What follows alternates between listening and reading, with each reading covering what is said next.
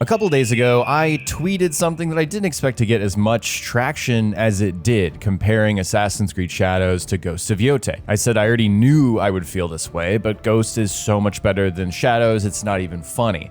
It's like the developers were given the same assignment and Sucker Punch turned in the A+ paper, while Ubisoft barely got a passing grade. Now, it's a little spicy towards the end there, probably not fair to developers. I think it's the higher-ups who are making those decisions. But at the same time, it's a kind of stark honesty that I think holds truth, and the response that I got to this is really why I wanted to make a full-fledged video here on the second channel, because it's just, you can compare these games side by side, and I think learn a lot about the differences in approach and why one game does it better than the other. And so that's what I'm going to attempt to do today. Now, I have played over 20 hours of Ghost of Yotei now, so I've got a little more experience, and that hasn't changed my opinion. In fact, it's probably deepened it. So we're going to go down a line item list of these two games and look at what Shadows did versus what Yotei did, and I'm gonna share my take on which one I think does it better. Before we do jump in, though, I do need to give some disclaimers. This is coming from an old school Assassin's Creed fan who fell in love from day one in 2007, has played every mainline entry in the game. I have 80+ hours on Shadows, so this is not a hot take grifter tourist opinion of someone who's just trying to get clicks. I really do care about Assassin's Creed, and unfortunately I have a false hope about this franchise improving in the future, and I think the only possibility of that happening is giving honest feedback. And another disclaimer, I said Shadows barely got a passing grade. That's still a 7 out of 10 game. There were parts of Shadows that I liked too much, particularly Yasuke and his arc, learning to become a samurai, to where I can't, in good faith, give this game less than a 7 out of 10. There's good stuff in Shadows, just not great stuff. And so I'm not going to kick this game down and say it's awful. That's not what this video is about. It's about fairly, from my opinion, subjectively comparing these two games. And finally, I got so many responses from people who love Shadows, which is fine, saying you can't compare these games, which, I'm sorry, what? What are we talking about here? These are two open world action RPG, obviously Ghost of Yotei leans more action adventure than RPG, video games that happen to have the same setting, and that's probably a reason why it makes even more sense to compare these things. This is not an apples and oranges situation. If you think these two games can't be compared, then it's like not even worth listening to this video, honestly, because like, of course they could be compared. This fairy tale idea that you can't compare two things together, which obviously have, parallels, is insane to me. Of course you can. That's what we're gonna do in this video. Let's talk about the story, which for me is almost always the glue that holds together my motivation for the rest of the game, which is kind of why Assassin's Creed has fallen short for me in the last several entries. But the motivations for Naoe and Atsu are very, very similar. Both lost family at the very beginning of the game. That haunts both of these characters, and it propels them on this revenge quest. Now, Naoe kind of has the unification of Japan in the background. She also has this assassin thing going on, and it's fair to say that Assassin's Creed Shadows is far more of a broad game. There's more breadth than depth with that story. Whereas Atsu is very clear, it's just her, so there's no Yasuke to worry about, and she is hunting down targets one by one. She starts with the snake at the very beginning, and then you're free to choose your next target. These are both video games which, from a story and structure perspective, you are hunting down targets, and you go through even the memories, the flashbacks. You see Naoe talking to her father several times, especially in the first few meditation Kujikiri activities. You also get this flashback thing with Atsu, where you see her mother and father, and Jubei, her brother. These are very obvious parallels, and unfortunately, Ghost clears Shadows. It's not even close with the approach. And for me, it comes down to both the performance and the writing of these characters. It is so clear to me that whoever's responsible for working with actors, whether it's the writer, director on Ghost of Yotei, was in the room with the main protagonist and the voice actor of Atsu, directing her on what's the emotion in the scene, how is she, what's happened so far.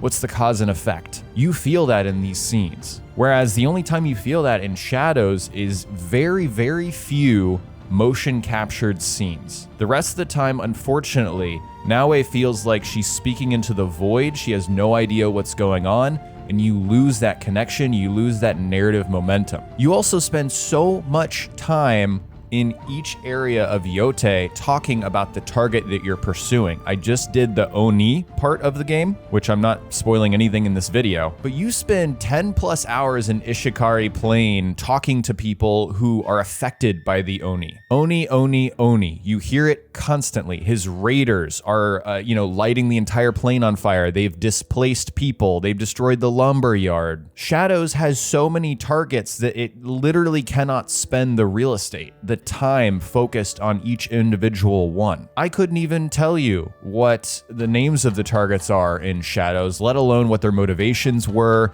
in the Shinbakufu. The game doesn't really seem to care. It just treats them structurally as a target for Naue to take out. There's a depth and a personal touch to the way that Ghost of Yotei treats its targets, especially with the Oni and her connection to Atsu, and I'm sure I'm going to feel that further as I hunt the rest of them, the Saito brothers, the Kitsune, and finally Lord Saito. From my perspective, the solution here is Shadows and Assassin's Creed in the future. They just need to tighten this thing up, man. I mean, why are we hunting down 12 main targets?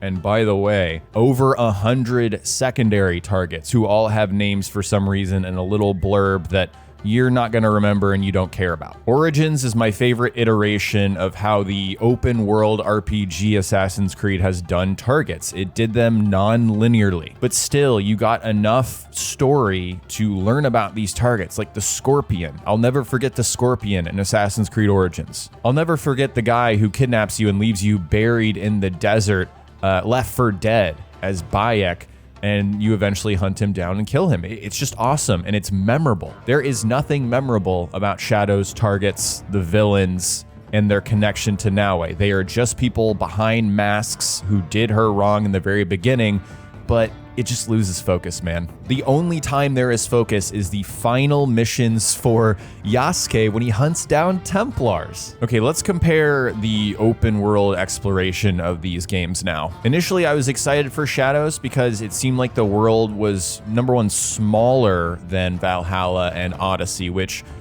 Odyssey is a different thing, but Valhalla was way too big and unyieldy. The weird thing about Shadows is that it very appropriately gave you mountains to scale to explore the world, but it almost became annoying. Like, you can't travel through these areas, these wooded areas. A lot of the world felt like it had invisible walls, which is just not what you want to feel in an open world video game, especially in this day and age. Ghost of Yotei, I feel like this is hyperbolic, but has almost perfected what it feels like to gradually, organically explore an open world. Obviously, you have the guiding wind, which I love personally, but they added the spyglass, so a very in-world way of finding what you're looking for. And I know what you're thinking, Shadows has the same thing. You get to a high point and then you use observation to look around and look for those question marks, but it doesn't match the beauty and simplicity, and it doesn't feel as organic as Ghost does. You'll be riding on your horse through these beautiful plains with Mount Yotei towering in the background, and just, Shadows is beautiful, but Ghost is beautiful in a different way. It's artistic. It feels like every shot is a painting, but it's in motion. It's incredible. It's clearly like an art direction versus a, trying to go for photorealism difference between these games. Ghost feels like a living, breathing, world that you're exploring, where Shadows feels like a recreation. It feels like a gallery that you're looking at. The way the golden birds will come up and guide you to what you're looking for, smokestacks will catch your attention. And don't get me started on the, inorganic ways that you can find activities in these games. Shadows with the scouts that you use to narrow down what you're looking for. Oh my goodness, that's like one of the biggest cardinal sins I've found in a video game that's made it instantly too repetitive and unfun in a long time. With Ghost, you pull out your shamisen and say, guide me to the nearest fox den, and then you have this guiding wind that'll take you to your destination where you get to stay in the world. You don't have to open a map. There is some opening of the map in Ghost of Yotei, but you get what I mean. The method of travel in the open world is also bananas insane how much better it is in Ghost. When you're on your horse, you have these flowers where if you follow the path, you get this burst of speed. You also get a burst of speed with the guiding wind. You get a burst of speed if you pick up bamboo or copper or any of the other resources that are on the ground. And Shadows, man, it is so unsatisfying to ride your horse in Assassin's Creed, and it has been for a very long time. That is such a critical part of an open world video game. It needs to be interesting and fun and at least slightly engaging to travel. Otherwise, you are getting players who fast travel everywhere. Because the world is not something that you want to exist in, it's something that you want to skip to get to the content. Not in Ghost of Yotei. It's completely different. I want to soak in this world. I want to run across these settlers who have camped on the river and see what they're doing. Finally, I want to say that Ghost is bigger than I thought it would be. And that is probably my primary gripe with the open world exploration of Shadows. I think the world is just far too big, and I'll go even further and say my take with Assassin's Creed has always been it belongs in a city. Like 80% of the experience should still be in a city. Ghost doesn't have that sort of, historical reason why I'm bumping against the experience, right? And this is a very particular thing just for me as an old school AC fan who preferred the action adventure version of the franchise to the open world RPG version. And since we're talking about open worlds, activities, man, let's talk about these activities. There are so many that are so similar, it's not even funny. Kujikiri meditation in Shadows is the ancillary to the hot springs in Ghost, where you hear Atsu sort of reflect on her journey so far. You get a lot of depth from that. Shadows, you just get, it feels like maybe a haiku or some sort of poem, some sort of reflection from Naoe, but it feels very surface level compared to what you're getting in Ghost. In Ghost, you have the bamboo strikes, which are, you're not getting narrative value really out of those, but you have different little scenarios that change them up every time. Shadows does something very similar. I don't think it's that much worse, honestly, with Yasuke's little training sessions with, different masters. They're teaching him how to do different moves, and so he does like a little practice set. Those are okay, and I think very similar. The Sumie, oh my goodness. Let's talk about the Sumie. In Shadows, it's almost like a sneaking mini game where you have to sneak up to the animal, and then you get a little cutscene where your character is drawing, the Sumie. In Ghost of Yotei, you find a position in the world, you camp out, and then Atsu pulls up her little parchment page, and you use the DualSense controller to draw it out. And you sort of like feel the feedback in the controller. Like it's almost like the games were doing the same thing. And this is what I mean by turning in the assignment.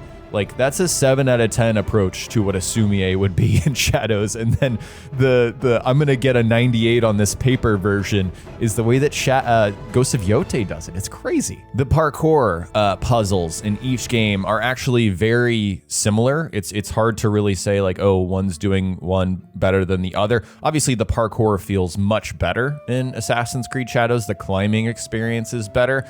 I sort of like the looseness and the freedom of Ghost of Yotei the more I play it, and sort of the vistas that they paint for you. They're beautiful in both games, but I sort of talked about the art direction of Ghost being my preference over the realistic recreation approach of Shadows. Bounties, holy crap. I remember when I previewed Shadows, I got to go to Ubisoft, where did I go? Quebec. I went to Ubi Quebec to play Shadows early and made a video on it on my main channel. And one of the things that stood out to me is like, where are the side missions? Where are the side missions? What are we doing? It turns out they replaced side content, side missions with the target hunts of these different crime rings in Japan. That was the replacement for side missions in Shadows. Ghost gives you these bounty boards. Atsu is a mercenary. It makes perfect sense for her to hunt these guys down. They work for Lord Saito, the big bad that she's looking for. And each one is a small, self-contained little arc that adds something to the world, a little bit of flavor that surprises you. And it's not repetitive. It really doesn't feel like you're grinding your head against the wall. Number one, because of the quantity of the bounties is far fewer. And number two, just the performance of Atsu. Like, she cares about hunting down these people and solving their problems and making this place better. This is her home. She's coming back. And I don't know, it's just so much more cohesive. The approach is so much better. The execution is better. I love seeing Atsu's own bounty poster that you can take and it actually refills your spirit. Like, little details like that. There's so much quality put into this over quantity. It's not even funny. Now we have the leftover open world activities, which Shadows, oh my God, fumbles so hard. What is up with those lost pages, man, where you go up to a temple and you go around to each thing and you pray at the altars, okay? We've got the altars of reflection in Ghost of Yotei, which is, you know, it's you're doing less praying and you actually get a skill point for doing that. In Shadows, you will go to like 2 or 3 temples and you're just getting progress towards, you know, a knowledge point that you can then spend in a skill tree. It is just like scraping your head against a wall, dull stuff in Shadows after you've done one of those temples like 5 times, and then the game is like, no, you're gonna do it 75 more times. But yeah, let's go back to those lost pages. I think the most generous take on the lost pages is that it's a parkour puzzle about how to climb the structures in these areas of Japan. Ghost of Yotei has these fox dens where you find this little fox, you follow them, and you get a charm that you can use in your loadout. It has the wolf dens where you follow this wolf who keeps following you around, and you know, Lord Saito's men are capturing wolves and you have to free them, and then that deepens your bond with this cool wolf that follows you around because you're known as, you know, you and your brother, the twin wolves. I was so shocked by Shadows when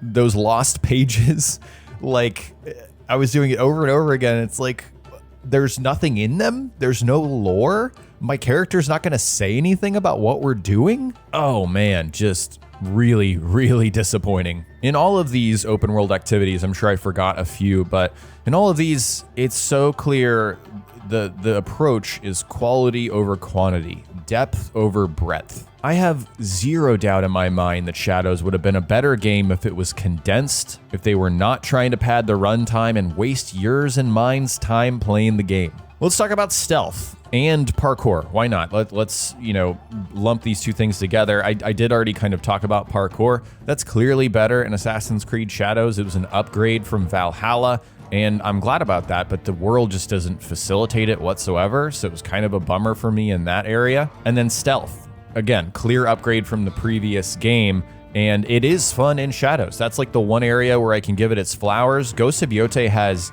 far less systems in place for stealth. It's not trying to be a stealth-first game where you could argue Shadows totally is. I have seen people say they wanted more stealth options in Ghost of Yotei. I personally don't feel that way. I think it's perfectly fine, and unless I've just missed it and I'm a dummy, there's no way to sense enemy characters through walls in Ghost of Yotei versus Ghost of Tsushima, and I kind of like that change. I like not having the game give you a very handholdy mechanic to look through walls, unless it's part of the fabric of the franchise like Eagle Vision always has been for Assassin's Creed. I've actually found that, you know, deepening my experience of Ghost of Yotei because I have to be a little more careful. So what I'm trying to say is Shadows, parkour, and stealth is better than Ghost, parkour, and stealth. Like, full stop. I wish I could say the same about combat.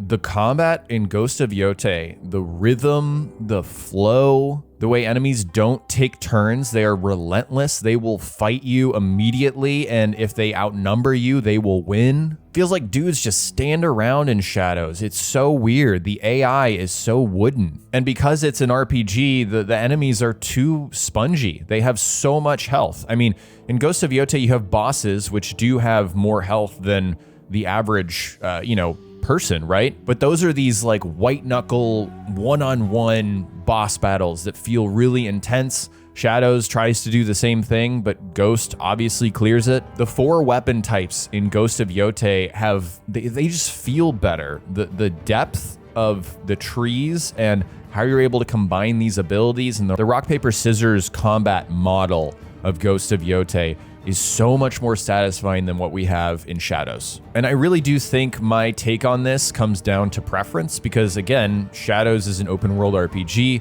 where Ghost of Yotei is an action RPG. It's more focused on keeping you moving and going, where Shadows wants you to really get stuck in the mud with your loadout and lengthy combat encounters that seemingly never end, and then looting, you know, a sword that gives you is +5 better than what you had before. That is clearly a preference that I have for a video game. I much prefer the action adventure with tiny little RPGs sprinkled in there versus the full-on Shadows, you know, approach, or the last several Assassin's Creed approaches where it's just like you get bogged down. Ghost combat has a rhythm to it. It has a precision and a beauty and a badass feeling that I don't think Shadows really comes close to. It can't touch it. There's a lethality too with these weapons. Like, my katana actually feels sharp in Ghost of Yotei. My weapons don't feel sharp in Shadows. I make the right move, I've opened my opponent up, they're dead. And you're gonna laugh at this. I know a lot of people will, because this is an unpopular take, but that's what Assassin's Creed used to feel like, with being able to instantly take people out with the hidden blade, the sound effects, the flair, the panache, the style. That is lost with the new Assassin's Creed games. There is like a perfect meeting point of form, function, and flow in Ghost that nails it. It just feels better to play in this combat. It just does. There are lots of other smaller things I think we could go through here, like customization and itemization. Clearly that's not what I super care about. Even in Ghost of Yotei, I find myself not messing around with the charms too much. I just find stuff that I like and stick with it. The thing I do mess around with a lot in Ghost is the way that Atsu looks. I love all the different outfits that she looks, and I'm really just trying to find the right drip for the situation. And I did that a lot with Shadows too, but again, the game is just like barraging you with loot. And I always just, okay, give me the most assassiny looking hood and robes, and that's all I need.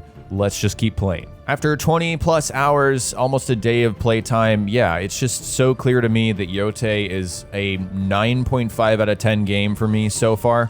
That score could go up or down, but it's just very clear that these two games, which are so comparable, very, very similar experiences, one is doing laps around the other in its approach and in its execution. I've repeated it just so many times in this video, but I really want to hammer it home. I really just think it is the fact that Shadows is too big of a game with too many repetitive tasks that you do over and over, that on their own, even just comparing doing one thing a single time in Shadows versus one thing a single time in Ghost, it's inferior in Shadows. Assassin's Creed asks you to do this stuff until your mind bleeds. Ghost of Yotei does not. It is very much quality over quantity and depth over breadth. By the time I roll the credits on Yotei, I will be sad that it's over. About 30 hours before I rolled the credits on Shadows, I was annoyed and I was sad that the credits had not rolled yet. Like, oh my god, there's more of this? That's really the experience for me. And yeah, I wanted to obviously vent a bit about that, but explain more about this tweet that got quite a bit of traction, because God, I just feel it in my bones. I sincerely hope that Ubisoft makes better Assassin's Creed games in the future. And Ghost of Yotei, dude, would be a great model to copy, because clearly they copied The Witcher 3 when that blew up in 2015, a decade ago. They went on to make Origins, and I thought Origins was awesome because it wasn't too RPG yet. Then they made Odyssey, which was good for different reasons, and they made Valhalla, which was a series low for me, and then Shadows, which just felt middling. They need to find a different direction. They zagged at one point. They need to zig back again. And it's honest criticism that Ubisoft deserves to hear to make a better game. I don't know if they're still listening to me anymore, but that's how I feel about it. So thanks for coming to my second channel to listen to this rant. I hope you enjoyed it. Let me know your thoughts on these two games in the comment section below. I hope it's clear I'm passionate about Assassin's Creed and not bashing it for, yeah, for fun. I'm gonna get off the mic and go play more Ghost of Yotei, and I hope you do too.